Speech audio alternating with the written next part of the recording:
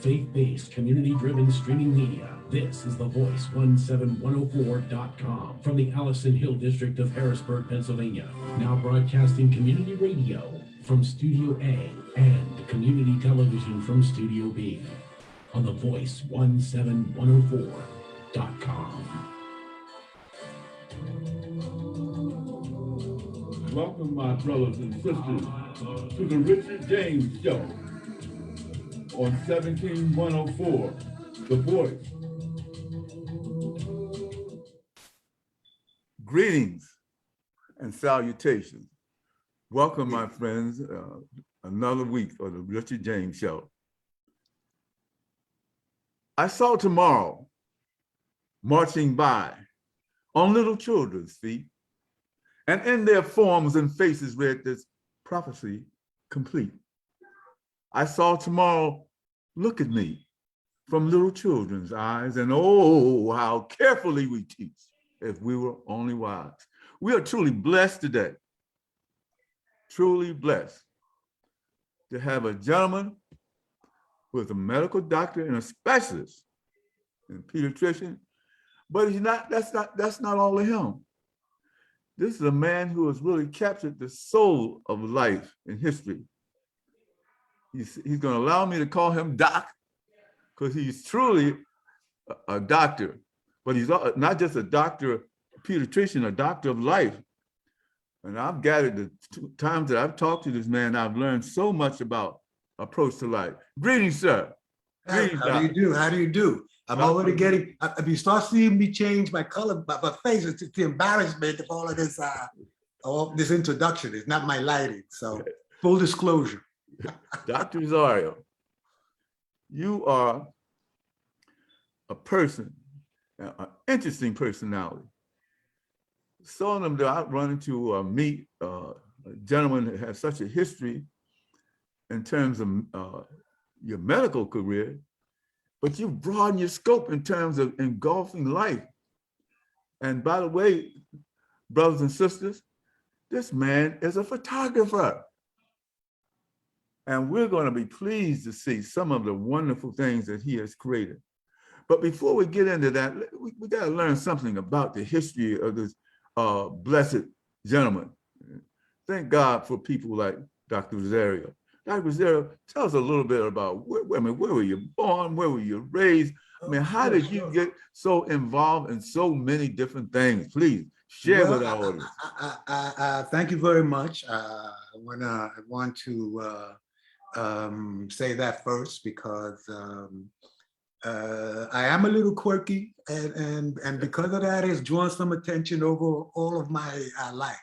I'm of Puerto Rican parents who came here in the 40s, born and raised in New York City, raised on the Lower East Side, which has dramatically changed. Alphabet City, they call it now. LES, they call it now. Back in the day, it was a very different place. We didn't produce too many survivors, and I can brag about that. I survived the Lower East Side, and probably because of that, I survived a whole lot of other things afterwards. I heard that. The projects, the Baruch houses where I grew up, but I spent a good deal of my time in East Harlem with family. I had cousins that lived up there, and on my father's side, I had cousins who lived downtown from me, by the Brooklyn Bridge. On my mother's side, so I begin to wonder if because I wasn't a transient person in all the places I hung out in, because the place I hung out in were not exactly stellar places, you know what I mean? But because I was a transient in all of them, I never got sucked into the whirlpool that dragged so many of our people down and drowned them. That's my theory. I think the other aspect of it is that I was focused and driven with this fantasy of becoming a physician, so much so that in middle school, I took an exam to get into a public school, Brooklyn Tech, an engineering school, and I took it with the intention of it being a practice for Bronx High School of Science, which is where I wanted to go. Right. But it turns out I got into Brooklyn Tech. And when I told my counselor that I wasn't going, he about passed out. Called my mother, and explained to her that, you know, he had to go because, now I understand why. I mean, this was a feather in their cap.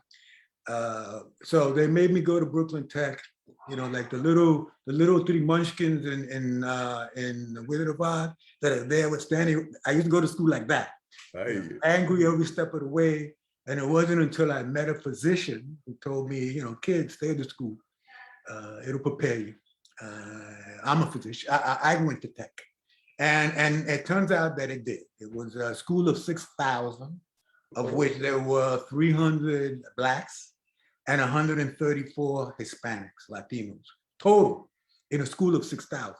Wow. So we stuck out a little bit, to say the least, but it was excellent training, not only academically, but in terms of life, because you know that's the world I was going into. It was foreign to me, and it helped me navigate through things that I was not going to be able to navigate through if I stayed in my home on my home turf. So it was invaluable in multiple regards. Right. Now, where did you go to undergrad and medical school? From Tech, I went to Fordham University at the Lincoln Center. Oh, I might okay. add that as a senior there, Denzel Washington was a freshman. Not that I ever ran into him, but we shared the same elevator at some point, I'm sure. I heard that. He was from Mount Vernon, New York. Uh-huh. And then I went to Albert Einstein College of Medicine in the Bronx. All right. And then I came back to Manhattan and did my pediatric residency at Beth Israel, which was on 17th Street and First Avenue. As it turns out, the part behind Beth Israel, because I grew up down in the project, but I was born on 23rd Street and First Avenue. Right. So the park behind Beth Israel is where I took my first step as a toddler, according to the urban legend of my mother. All right. So I kind of came full circle. And at Beth Israel, I actually took care of some children whose parents I grew up with. And that was gratifying because it was, it kind of brought the message home as to why I was doing this all along. And then after Beth Israel, I spent 3 years there. I left and went west and spent 2 years on the Indian reservation in Montana. Whoa. Which one? It was Crow agencies. Okay. So I took care of Crow. I took care of Crow and Cheyenne. I see. Crow and Cheyenne. I think we have a little technical difficulty here.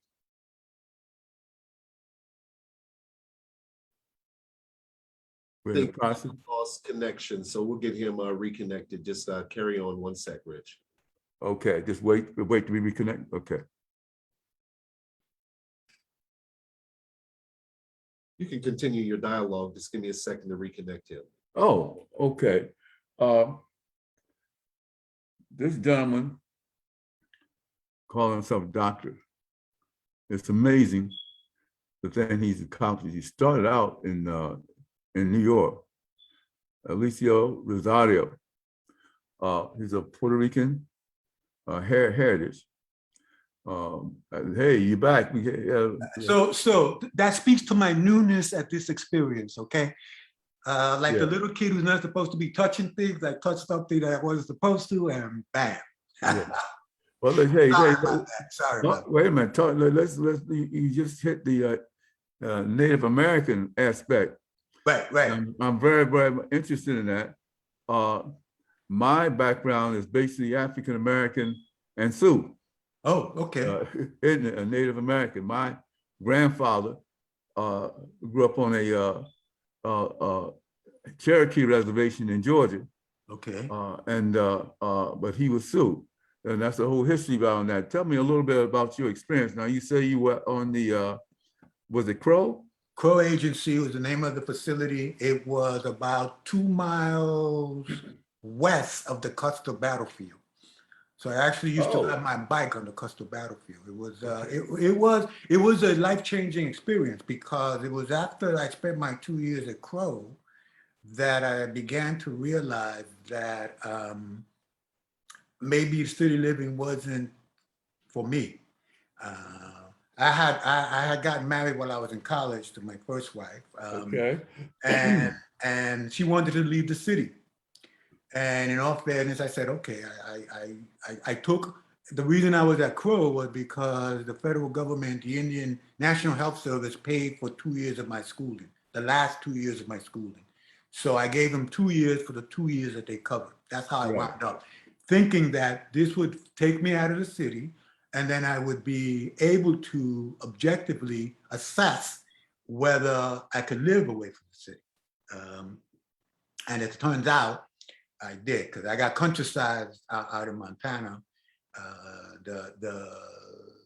The landscape and the lifestyle, the slower pace, it won me over, especially after I came back home for a visit and I realized, oh, this is how we live here. Okay. I don't know if I can do this anymore, living like this, you know.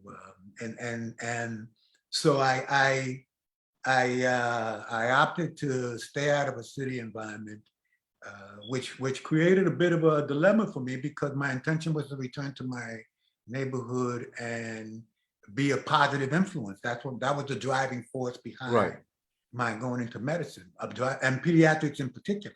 Okay. Because from the beginning, I knew I wanted to be a pediatrician. Beautiful.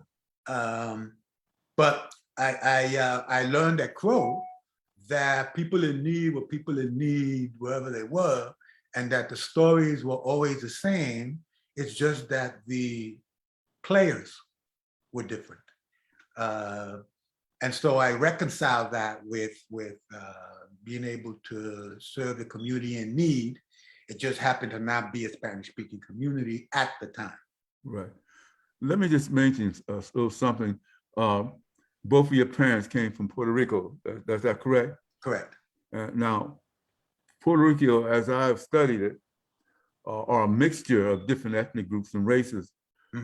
Hispanic, African, and Native American. Correct. And Hispanic.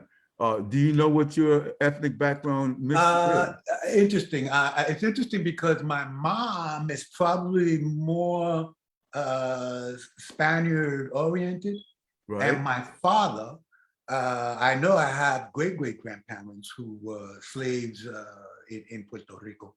Okay. So I get my hue, so I'm kind of biracial between my mother's side of the family and my father's side of the family. I have cousins who can pass for Taínos. I mean, they have those features. Right. But that might have come from, you know, their mother was my aunt. That might have come from their father's side. Right. Who was also Puerto Rican. So my sense is that it's primarily Spanish and African. I see.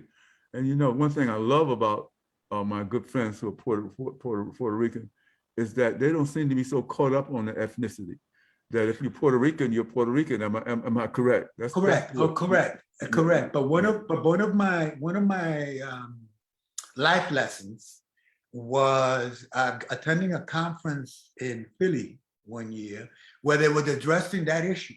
Where they were addressing the color, the lightness of your skin somehow being a negative thing, or I should say, the color of your skin being an issue amongst our own.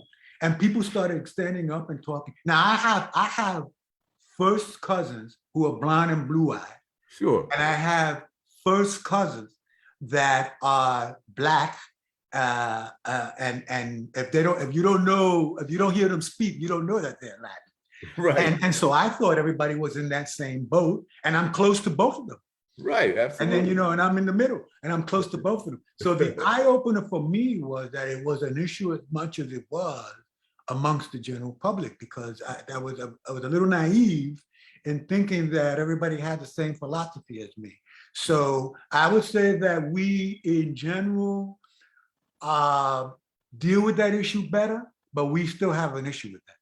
We still have an issue with color being something that has some kind of qualitative value, and we still have some growing up to do in that area as a people. I have a barber, Rico is his name, and he's close to my color, and both of his parents are Puerto Rican. Right. and he's a beautiful guy. He loves the African culture. I mean, he really leans toward the African thing. He's into the African Museum, but he's right up the street, my little Marker. But he's just a great guy. He comes by all the time with his beautiful children. But so it seemed to me, I get a sort of world view that you kind of enjoy all people and helping those that are underclass, so those who have problems and those who have issues. Question: how does a noted pediatrician, a medical doctor, a man that has risen up on the academic and social ladder and the career and professional ladder, how'd you get into photography? Well, you know, I have always dabbled in that. I remember having an old Minolta. I think I still have it in the house. Okay. So that's always been an interest of mine. It didn't become a passion until I retired. Now, even before that, I'm a sports buff. As you can see behind me, there's a Mickey with a Mets cap on, and Oh, okay. David Wright and David Wright. So I'm a sports buff, and okay, that's great. When I started in photography, it was mostly sports photography.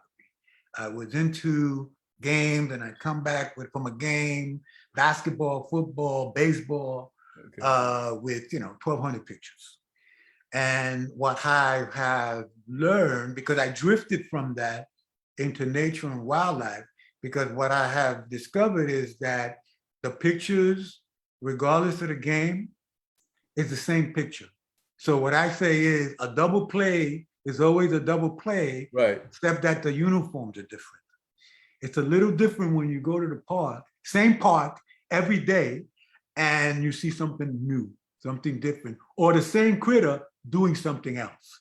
So that there are more surprises and there are more adventures when you start getting outdoors, in inclement weather, nice weather, in any kind of weather. It just becomes an adventure every time. And you go to the same place, and the photographers will tell you got to go back to the same place because you're going to get a different image, you're going to get a different sense. And it's absolutely true. It is absolutely true. You go to the same place and you don't often get the same image twice because it's a different experience each time. And so each time it's the same locale, but it's a whole different story each time. Right. So I've always been, and I've always, and again, like I say, quirkiness in me. I've always looked at things and see it as a photo. I've always looked at objects, at buildings, at a tree, a branch, and I see an angle of it that I say, oh, this would make an interesting image. Yeah. Before I have my camera. Now with my camera, now I'm nuclear. I don't call that quirky. You have a sensitivity and appreciation of things in life, and you love the outdoors. Yeah. I mean, you seem like the natural elements really turn you on, and also the events of the moment seem to turn you on. I think that's a great thing to have, a talent to have. Let's lift up some of the things that you have in terms of pictures. Take a look at some of them and see what. Okay, all right. Well then, yes.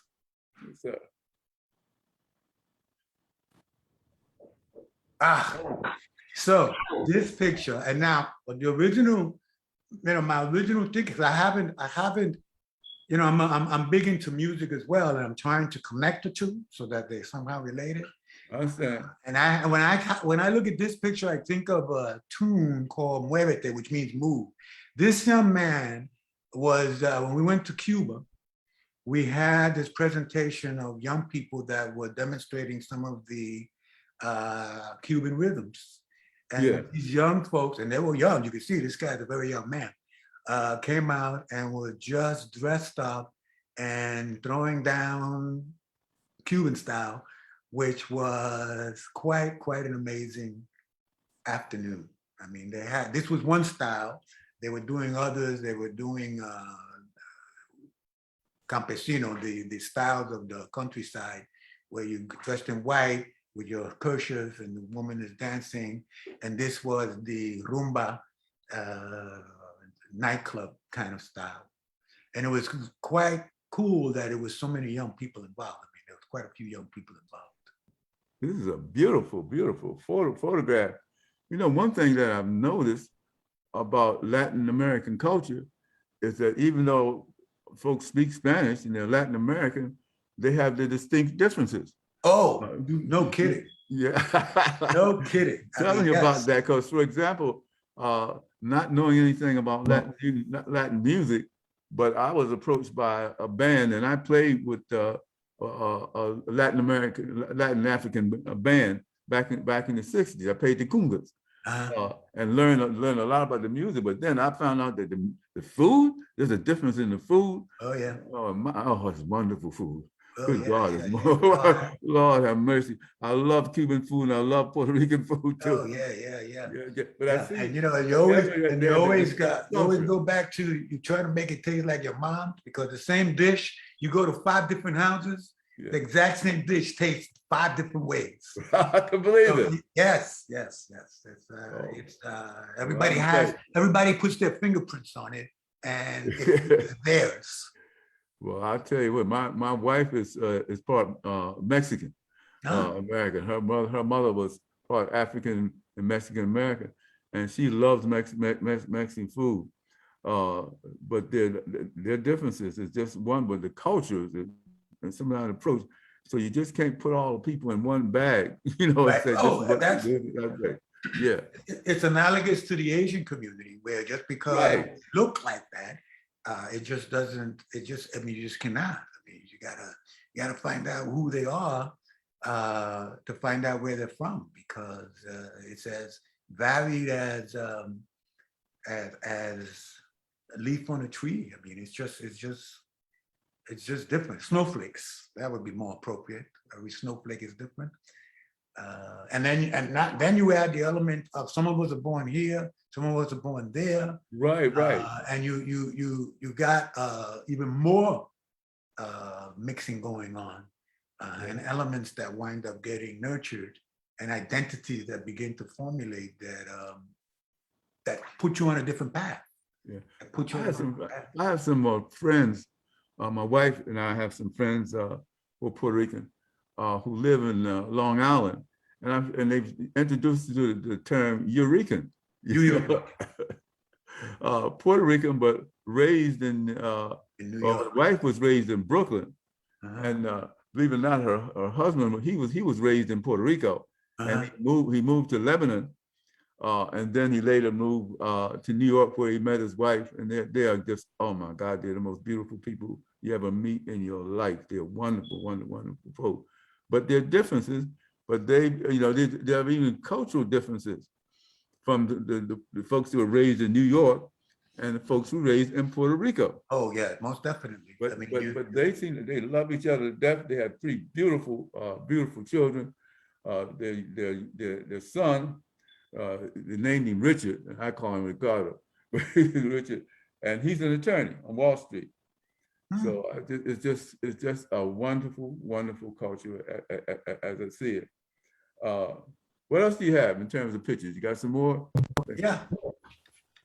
Oh my God. My woman in yellow. Oh. So I have this was going to be paired up with a Haitian rara, which is like rara music from Haiti is like based on voodoo, spiritual. And this was in Cuba, and they were making a presentation of Santeria, which is the equivalent of voodoo in Cuba is Santeria, and in Haiti is voodoo, and in the Dominican Republic is Gaga. Okay.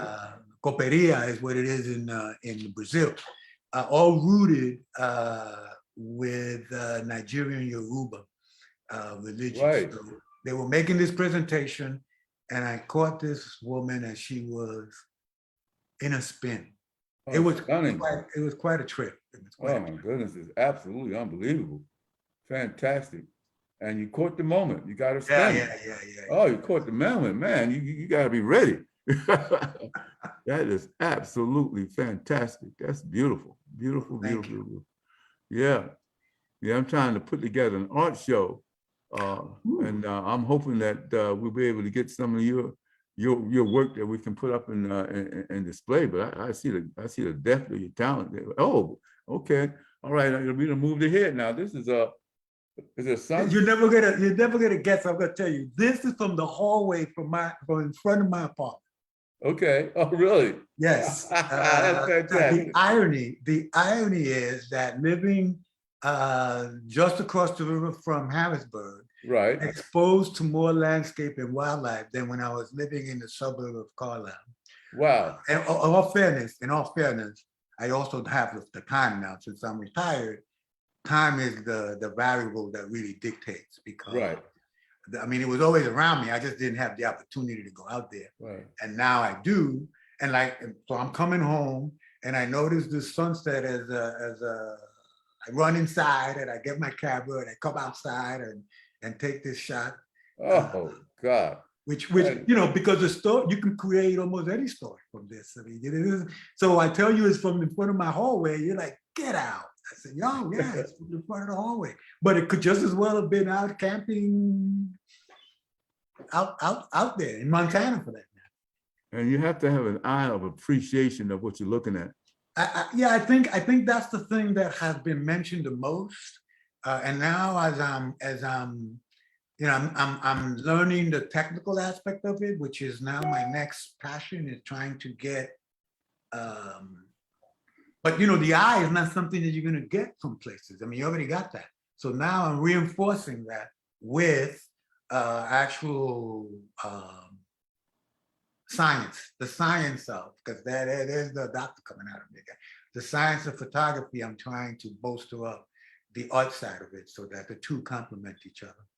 Technically sound, and then taking full advantage of what I see.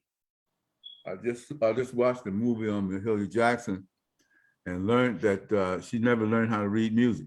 Oh, well, so many of us. But she was one of the greatest gospel singers the world has ever seen. Yeah. So the technical aspect has its place, and I'm sure Ray Charles can't read music. Because Ray Charles can't read anything. Right. But he's one of the greatest entertainers. So, but when you match, I guess, the skills with the technology, it's got to bring up something very, very, very, very, very special. I think I'm hoping that it's going to strengthen it and allow me to be a little more creative in the things that I'm doing. I mean, right now, right. I read some wildlife photographers, and some of them are about documenting the critter. But others are saying you need to create a story out of that. Yes. It needs to be an artistic capture. It needs to be, and I'm of that school. I'm of the school that I need to be telling a story, and each image should have a story that you can either be told or you can create. I mean, if you can create your own story, even better. So it winds up being a whole lot of fun if you're doing it fully armed with the technology. This story it makes a lot of sense, but I'll tell you something else that would make a lot of sense. Poetry. Poetry. But those are stories. I mean, you look at, I have a cousin of mine. Very good, very good. I have a cousin of mine. I have a cousin of mine who says, no, I'm not into nature. I need a face of a 100-year-old man so I could see every wrinkle in his face, because that story interests me more than some rabbit chasing or being chased by something. Got you. So yes, I think I see that, and I think that's more challenging. I think you really need to have control of your environment to draw that story out. Number one. Number two, you need to win this person over in order for them to be relaxed enough so that you can take them in their most natural state so that they can convey who they are. Particularly, well, for myself, there's not too many pictures of me because I'm basically a private person. As gregarious as I am, I'm basically a quiet guy. But you need to win this person over. You need to convince them that you're going to be faithful to the story they have to tell. And they gotta like your pic, they gotta like their story. I mean, when you show the picture, they gotta say, yeah, okay, I like that. I like that. If I take a picture of a person, I don't walk away until I show it to them and then say, you okay with that? Because if they don't like it, then I would delete it. I don't have that problem with the green herons or the egrets that I shoot. Fortunately, so portraits, yes, that's a challenge. That's a challenge. Yeah. Hopefully, I'm gonna work my way up to that. Yeah. What you got next? Pictures. Photography. This is El Malacón in Cuba. Okay. And actually, I got the shot with the water breaking, but I mean, I'm shooting it from the walkway. I mean, you've seen that in millions of pictures, in millions of movies where you have this walkway, water breaking on it, the famous Malacón of Cuba. And I had a particular tune in mind for that one. A guy who sings from Cape Verde. So it had a Cape Verde feel to me for some reason. So have you been to Cuba? Yes. That was just before they shut it down. It was it was the first time I'd ever traveled abroad and didn't feel foreign because I was speaking to the natives, they would look at me like, oh, Puerto Rican dude, your cousin. Right. So and some of them actually pegged me. I mean, for being from Puerto Rico. I'm not sure what gave it away, but it was quite an experience. It was the most fun trip. Talking to the folks, talking to our tour guide, talking to people in the street. It was quite an enlightening trip. Imagine they have a rather diverse population in Cuba in terms of ethnicity. Yeah. Yes. I think it was quite educational because the one thing I did not notice, I mean, the general public is well educated, and I didn't hear a lot of whining. I mean, despite the fact that life there was hard. It was hard. It was not an easy existence, but you didn't hear people moaning and groaning. That was a little bit of a surprise to me. In a positive way, but it was quite like, that's interesting. I understand they have a good medical system in Cuba where no one goes without health care. Correct. That's what I've heard. Correct. And they're very big on exporting it. I mean, to other countries. I mean, they have, they send their doctors all over the planet for countries in need of medical. I've heard that. So that's no joke. That's for real. Some of the Cuban, this country is really anti-Cuba, so to speak. I think Barack Obama. Well, yeah, and we got to get to Cuba just before that whole fiasco occurred, and and I'm thinking, oh my God, life is so hard here now. They're gonna make it harder still, really. Yeah, well, I'm hoping that Biden will cut into that. Well, I think the change in the players certainly is gonna improve that. I mean, no doubt, because the element that was in there before was so toxic that almost anything is an improvement. And I totally agree, 100%. At one point, they really hated the Cubans because the Cubans supported freedom and liberation on the continent of Africa. Oh yeah. And as a matter of fact, one of the most hated person by this country is a man by the name of Che Guevara. Oh yeah, Che. And Che Guevara died fighting in the Congo after this country, and I won't get into any deeper. This country killed its prime minister, Patrice Lumumba. So that was something. So they hate the Cubans, but we got to step forward. I don't hold it. I don't like it. I don't like the idea of any nation moving in and just taking over and killing the leadership of that particular country. But different administrations do different kinds of things, and it's amazing.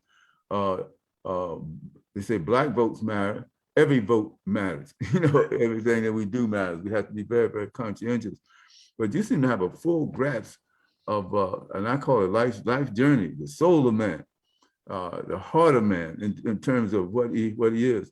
And you seem like, do you have a leaning toward wildlife, especially in degree, but or is it just anything, not just live right up to the moment, but you seem to have I understand you like Wildwood.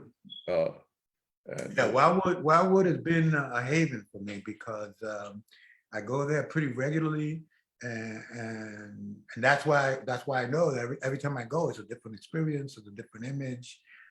Meet some people. I've gotten to know some birders who are just as avid about being out there as the photographers are. Of course, I meet the photographers, but the birders are an interesting group of people because just by the nature of what you're doing, you know, you show pictures of someone, they ask you what kind of bird that is. You got to know what that bird is. I mean, otherwise, right. You shooting? You don't even know you're shooting. So, and the birders tend to be a very outgoing community. They're not shy about helping you out. If you ask a birder what this bird is, without hesitation, they'll engage you in conversation and tell you where to see what. If you're looking for, you know, a red-headed woodpecker, go Bird check watching. out Pino Park. I mean, they're like that. They'll quick to share what they know with you.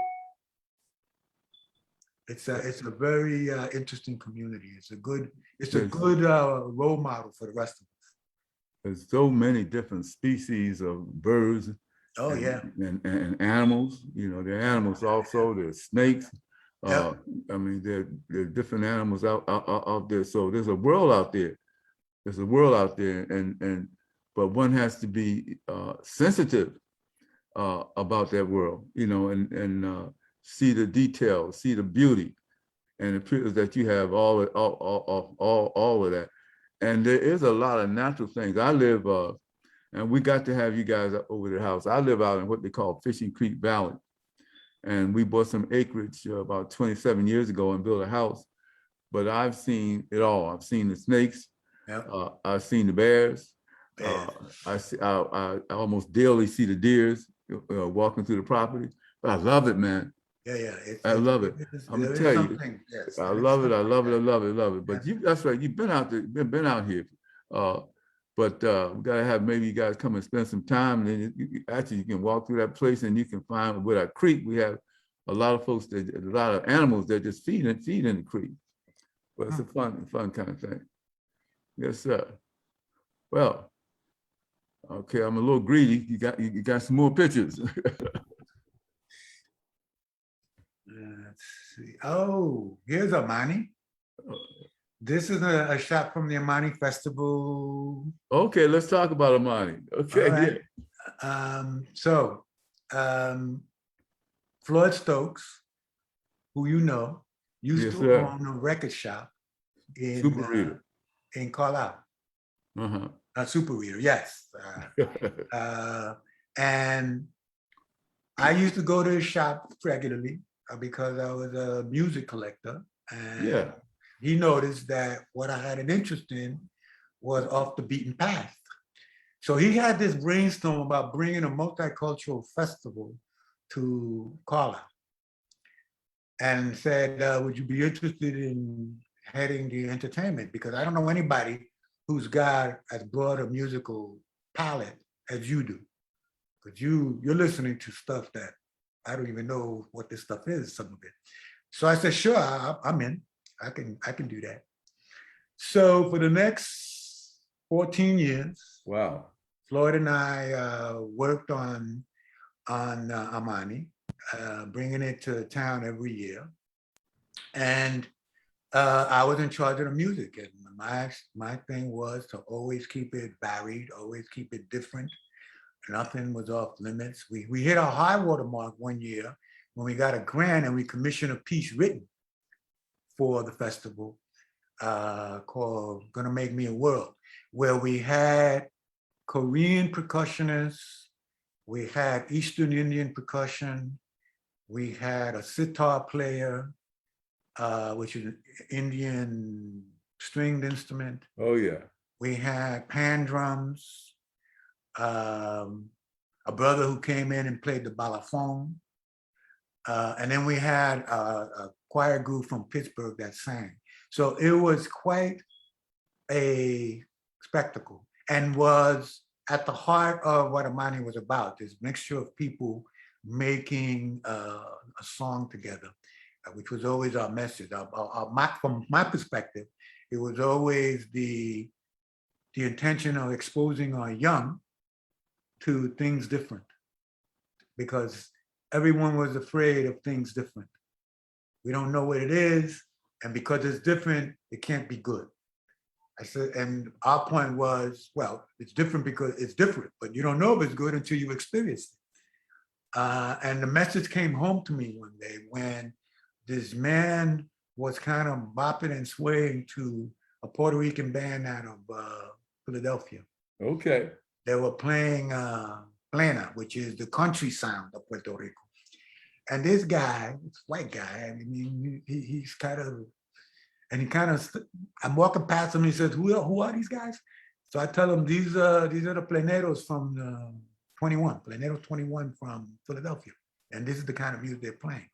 And he says, yeah, they sound pretty good. And that's when it hit me that you don't know who you're reaching when you're putting something out there. You don't know who's gonna like it and who's not gonna like it. And so I said, so I just gotta keep bringing everything.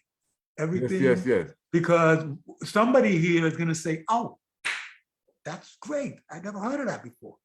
And certainly our kids would leave the town, going on to school elsewhere, having been exposed to things different and kind of having a more worldly view.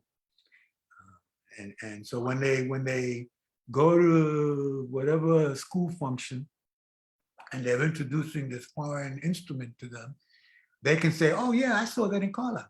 Right. That in Carlisle. That's not news. I know that. So that was our fantasy. That was kind of our unwritten mission, to expose our young. And we came through 9/11. We went through that whole scene and tightness and closing in and isolationism. In fact, we had a poet from the War College, because the War College is in Carlisle. We had a poet of Middle Eastern descent who we invited to come over. And she was a little intimidated because it was around that 9/11 time. And she said, I don't know if I want to be up there. We said, we guarantee you safety. We can assure you that it's going to be a safe environment. So she came and she presented her poetry and afterwards told us, you know what? I actually felt comfortable. You create an environment that is inviting and welcoming. So that you were correct in that I did not feel at all uncomfortable, did not feel myself at risk, and you guys are doing a good job with that. So that was another high five that we were kind of on the right path. Floyd then left and became Super Reader here and pursued other avenues. I chaired that committee for another couple of years before I turned it over to younger people. And it still goes on today because it disappeared for a while. And when it disappeared, people were saying, well, when is the money coming back? It had become part of the community's fabric. It had become part of their identity, and they didn't want that lost. So a young man who grew up on Amani, the mayor asked him to pick it up again, and we started. So it's going on. First Saturday in May is typically when that happens. Okay, I gotta remember that. That's wonderful. Of course, as we talked, I participated in Amani a couple of years. I read poetry. I'm a poet. I published poet, and my daughter Maria Consuelo, she read poetry, and I also had my stand. Yeah, and we did pretty well at the Amani Festival. It's a great. One thing you guys set a beautiful tone, and you do feel comfortable. I mean, I don't know how I could not feel comfortable with you and Floyd. I mean, I can't think of two guys that would make me more relaxed and feel wanted, to be there. And it was a great experience. And you did that for 14 years.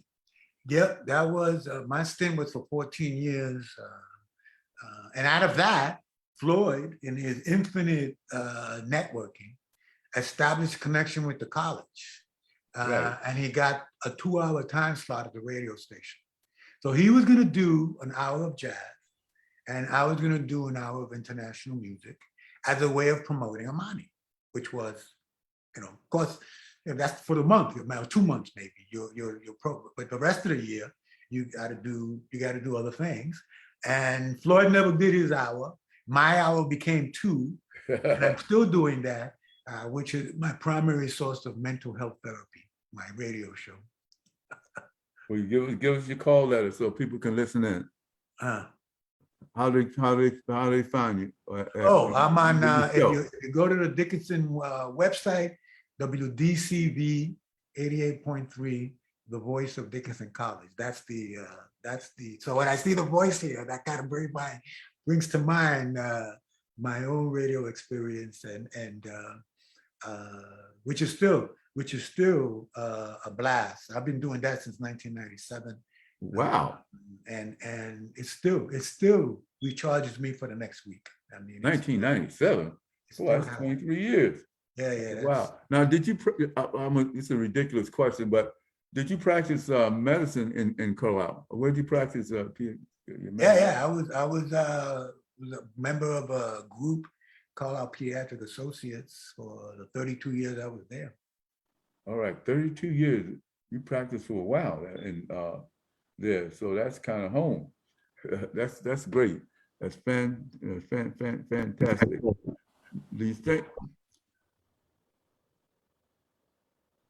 Okay, all right. Oh yeah, here we are. There's a radio station. That's my home away from I home. didn't know what was happening then. Okay. I was gonna say, boy, that looks familiar. So they should look familiar. That's my home away from home. That's the station. That's a beautiful station. Yeah, that's wonderful. That's wonderful. 2 hours is no joke. We're proud to have the Voice 17104 worldwide network with the Thomases, and I'm glad that we were able to come together and do something together. But there are some wonderful people to work with. Yeah, I was impressed. Mr. Thomas was filling me in on his enterprise here. I mean, impressive, and filling a void that was created by the loss of community having access to a vital communication link to the people. Yeah, we really never had. Yes, let me take that back. We did have one station called 7 The Rock 720. We had that was Black O, and a guy named Richard Green had that for a while. But this is truly the first real African American owned and operated station, and in a sense it's multicultural because we're not confined to this African American. I do a lot of African American stuff, but I also do multicultural kind of things, and I think it's wonderful what you're doing with the arts down there at Dickinson College. Dickinson College is an institution, is a historical institution in and of itself. Yes. Tremendous law degree. Benjamin Rush, I mean, one of the founding fathers. Yeah. Early part of his history. So yeah, they've got quite a story. And I've offered to give up an hour of my show, and they say no. You're the only one giving us this flavor. We need to keep you on there. By the way, on the radio, I go by a different name. Okay, what is it? On the radio, I am Gustavo Sebastian, Guts for short. And I'm going to tell you a funny story about that. So when they allowed the community DJs back into the station because of COVID, I was advised that everybody's ID card was activated. So I went to the station to do my show, and I swiped my card, and my card doesn't work. No. I said, wait a minute. So they told me that this was working. So I went to security, and they say, yep, your name is on here, but it hasn't been activated. So they activated Gustavo Sebastian, but they did not activate Eliseo Rosario. So when I spoke to the faculty advisor, the people in charge, the students in charge of the station manager, I said, this is what happened. So once they advised security that Gus and Eliseo are one of the same, no problem. I was able to get back into the station. And frankly, there are people there that don't know me other than by Gus. And when someone comes asking for Rosario, they're saying, who? The guy on Thursday nights. He said, oh, you mean Gus? I think his name is Gus. Yes, so I do have some alter egos. I heard that. And they all get along. They all get along. Right. Let's give them like those call letters again for your show. WDCV 88.3. The name of the show is International Hour, OUR. Since the H is silent, I drop it off altogether. All right, and you do worldwide music from different international music, yeah. Oh, wonderful, wonderful, wonderful, wonderful, wonderful. That's great. I've learned to love all different kinds of music coming from different parts of the world. So, yeah, we're looking forward to this is just part one, and having you back on next week and lifting up some of your music at that time. Oh boy, then you're really opening up Pandora's box then. That's what I want to do. That's my music is the drug of choice. I mean, that's been ooh. And it's good for you. It's oh, yeah. Not a drug that's going to hurt you, but help you. That's fantastic. It's been. Okay, what we have here, schedule. Yes, so if you scroll down, if you can do that, there it is on Thursday from 8 to 10, International Hour with Gus Sebastian. There you are. There I am. That's where you find me on Thursday nights. I just put together a show of protest music from different parts of the world. Oh. From Haiti, from Chile, from Brazil, from South Africa, of course, from here. I don't know why I hadn't thought of it before, because I've always spoken about how music is much more than entertainment in other parts of the world. Right. And folks have had to leave the country because of their authorship of certain music. So I finally put that show together. That's bound to be a fun show. Wow, that should be fantastic. Do you have any more photos? Is that it? Yes. So Amani, here's one. Irish step dancers who came, and that was going to be paired up with Afro-Celt Sound System. Afro-Celt Sound System, when they first came out, were an oddity because the band is made up of an Irishman, an Eastern Indian percussionist, and a djembe player from Africa. Oh, I love it. So Afro-Celt Sound System was music that blended Irish and African music. And my first reaction was, well, what in the world does that sound like? I mean, what does that sound like? Yes. And now Afro-Celt Sound System is mainstream. I mean, they're like, oh, but they were one of the first to go multicultural in their sound. And now you see it everywhere. You see African kora with Welsh harp. You see throat singers from Mongolia with blues musicians from Memphis. It's it tells you how small our planet is. And Irish step dancers were always a popular entity at Amani. Fantastic. So Amani means faith, is that correct? Amani means peace in Swahili, yes. Oh, peace. Okay, peace. Thank you. Peace. Peace. Yeah, one year we had a logo that had the word peace in all kinds of languages. Yes,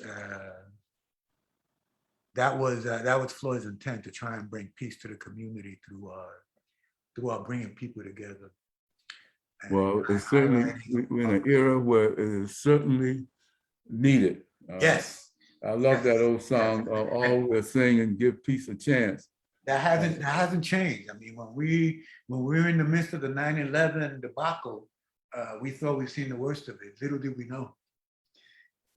know that we were going to fall back on our old ways, meaning the country, falling back on his old ways and needing to get it done again. Yeah, yeah. I love it. I love that I'm promoting peace, and we need to teach our young people what peace is all about, Yeah. instead of giving all these games with people fighting and killing each other and war and that kind of thing. Yeah. Why not peace? You know, just like the songs that they have. I got a song that I wrote for my wife on a wonderful marriage and a wonderful wedding. Instead of having songs with somebody off, doing something crazy, I think give peace a chance. That's all. I think that is absolutely wonderful, wonderful, wonderful, wonderful, wonderful. But I don't want to miss any pictures. We're coming down close to the end of the show. Is there anything? Yeah. So this was over at Middle Creek, the great migration of the snow geese, which we hear about in the news. But I got to tell you, it's nothing like hearing it, seeing it. More importantly, hearing it. So we went twice. We went the day before this picture. We went, and it was all the sun has already come up. And he said, "You know what? We got to be here before the sun comes up." And then you hear the quacking, pick up, pick up, pick up, pick up, pick up, pick up, and all of a sudden they take off, and the sky is covered, and you hear this quacking that just engulfs you. It's an incredible experience. It is incredible. And then the quieter moments. This was a quieter moment because there's so much activity and so much energy and so much going on at one time, left, right, in front of you, behind you. And then you have a moment where it goes still. And that's what this did for me. It kind of, it's one of my favorite pictures there. And I got pictures that got birds all over the frame, but this one, because of the sun painting in the sky, is what drew me. And then you see a few of the birds, so you got an idea what's going on here. But the number of birds in the sky just does not do justice to it. This is a different feeling from that day. I love this picture. I love this picture. You grab something about it that you grasp. Okay, next we have and the group Reach, and I actually used this for a class I was taking. Okay. And this guy, I caught him in the air, breathed it like that. It's like, wow. I still get nervous when I look at this picture and say, ooh, Miss Land, dude, you're gonna get seriously hurt. And I'm not on call today. So fireworks from City Island last year. Okay. This is from the back of the building. All right, fireworks. Yes, indeed. Beautiful, beautiful, beautiful, beautiful, beautiful. All right. Is that it in terms of pictures? I think so. I mean, That's great. That's great. That was a good presentation. I frankly didn't think we were gonna have pictures, but time went quickly. I guess when you're having a blast, time goes quick. Yes, indeed. And it's wonderful, wonderful, wonderful, wonderful. And I'm looking forward to the music next week. And I want to say to our listeners, you might have trouble shutting me up then. Fair warning. Yeah, come back and listen next week and take a listen to the music next week. It's going to be wonderful. It's going to be wonderful and wonderful, wonderful. But sir, God has blessed you with living a wonderful, wonderful life. Yeah. And I hear you sometimes wonder why I've been so fortunate, but I'll take it. I'll take it. Yeah, I heard that. And then from the Lower East Side to Carlisle, and a practicing physician, a photographer, and in a sense, what I would call a humanitarian, because you're lifting up, and it's even greater than a humanitarian implies that you're lifting up human beings, but you're lifting up life itself, as I see it. And humanity is a part of that, but there are other forms of life also, that send a message. These wonderful birds that are flying in the air. All of that is really, really great, man. And God has blessed you, and you're retired now, all right? From Correct. I finish every one of my shows. I finish with continue to play hard and work hard. Always do it safely. That's always been my credo. You know, I've worked hard. Now I'm playing hard to maintain balance and utilizing all of my time as effectively as I can. Right. Well, I want to thank you. We're down at the end of the show, and I want to thank you for your presentation. And we'll look forward to seeing you next week and listening to your music next week. And to my audience and my viewers, I want to thank you for tuning in. And I want to remind you that we have, this is our shop down in Middletown. You can see my clothing. We see my tall giraffes. You can see original paintings. Come to 35 South 8th Street and patronize us. You're going to find something that you like at African Paradise. And I want to thank my good friend Alan that took these shots of African Paradise. And you can see the different statues, the different elephants, giraffes, and we got a lot of original stuff that you can get at a very nominal price there at the Middletown, not Middletown, I'm sorry, Lebanon. Boy, I'm losing on my mind. At Lebanon, at 35 South 8th Street in Lebanon, Pennsylvania. And Rosario, you came down, you showed my shop, but you always invited to come back and what have you, if you have the time. Yeah. So and we appreciate you coming down and you're doing the show. And we'll look for it. And I want to say, you want any parting words before we go? Well, I want to thank you very much for the opportunity to share. You know, when you're doing stuff all the time, you wind up creating a bubble for yourself, and it's an opportunity to get out of my bubble and share what I'm doing. And one of my philosophies is that we are pebbles in the pond of life. And our hope is that our ripples reach someone and help them. So this is a pebble creating, ripple creating moment that you've extended to me, and I appreciate it immensely. Fantastic, and thank you for coming and doing that. And to my friends, and I want to thank Chris Thomas and his wonderful family, his wife and his daughter, for giving us the opportunity each week to present this show. So continue to look at 17104 and all of the shows that are put up by The Voice. Thanks again. God bless you, and may heaven smile upon you. Take care. Thank you very much.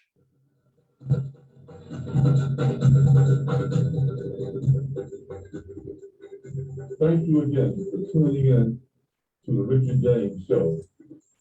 Our African and our African American programs are set up to educate you on what's going on in this world.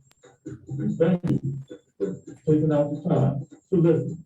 Let's hear from you sometime also. So this is your neighbor and your friend signing off. Until I see you again next week, and hear from you again next week. So long. God bless.